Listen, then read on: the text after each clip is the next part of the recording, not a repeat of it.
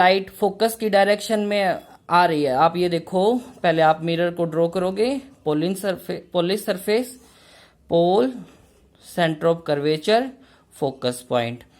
अगर ये लाइट की डायरेक्शन फोकस की डायरेक्शन में है, after reflection it being parallel to the principal axis. बेटा वही तो रूल है, पैरेलल आई फोकस से पास होगी, फोकस की डायरेक्शन में आई, पैरेलल होगी, तो ये इसका रिवर्स रूल हो गया। अब थर्ड क्या है, इसी में मतलब फर्स्ट सेकंड में, इसी के फर्स्ट सेकंड की बात कर रहा हूं, तो यहाँ थर्ड हम वही बनाएंगे, ये हमारा सेंटर ऑफ कर्वेचर, ये हमारा फोकस।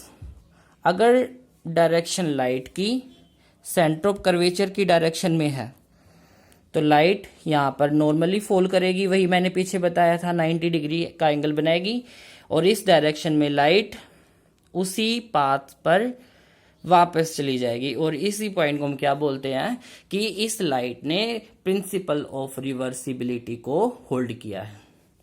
बेटा ये देखो आप, इसमें अगर तुमसे ये पूछा जाए एंगल आई और एंगल आर कितना है, तो आप क्या बताओगे? तो मैक्सिमम जो स्टूडेंट हैं वो यहाँ पर आंसर देते हैं 90 डिग्री, जो कि गलत है। अभी मैंने आपको बताया है जो नॉर्मल होता है वो किस डायरेक्शन में होता है? हमेशा सरफेस के परपेंडिकुलर। और सरफेस के परपेंडिकुलर कब होगा?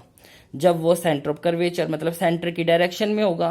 जब वो नॉर्मल भी सेंटर की डायरेक्शन में है और लाइट भी आपकी इसी डायरेक्शन में है, तो दो लाइन बिल्कुल पैरेलल है, एक दूसरे के ऊपर ओवरलैप कर रही है, तो उनमें एंगल कितना होता है? 0 डिग्री। तो यहाँ आंसर क्या आएगा? आई और आर आपका 0 डिग्री बनेगा। ध्यान रखना बेटा, मोस्ट इंपॉर्टेंट रूल है, आप इसमें बहुत मिस्टेक करते हैं, ध्यान रखना। ये इसी में मैं बात करूं इसी के फोर्थ रूल की, तो इसमें क्या है बेटा, वही हमने मिरर को ड्रॉ करना है, पोलिश सरफेस हमेशा राइट साइड, प्लेन सरफेस हमेशा लेफ्ट साइड, यह तो आपको ध्यान रखना है। अब जो पोल पर ये रूल क्या होता है, जितना पोल पे इंसिडेंट एंगल बनाती है प्रिंसिपल एक्सिस के साथ, उतना ही एंगल रिफ्लेक्टेड लाइट के साथ भी बनाती है। देखो बेटा, ये इंसिडेंट लाइट है, ये प्रिंसिपल एक्सिस है, ये जितना एंगल आई बना उतना ही एंगल क्या बनेगा?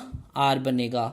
मींस जो एंगल बना यहाँ पर आई, जो प्रिंसिपल एक्सिस के साथ एंगल आई बनता है और प्रिंसिपल एक्सिस के साथ जो एंगल आर बनता है, ये दोनों एंगल भी इक्वल होते हैं, ये आपको ध्यान रखने हैं। इसके अलावा कोई और रूल नहीं है, इन्हीं को आपको बार बार स्टडी करना, बड़ा ध्यान से स्टडी करना है। अगर आपको ये आ जाते हैं तो पेपर में आप न्यूमेरिकल भी आसानी से कर पाते हो, और इमेज फॉर्मेशन के ऊपर 1 या 2 नंबर में आपको क्वेश्चन मिल ही जाता है। तो इसको बेटा अच्छी तरह रिवाइज कर लेना। ओके बेटा।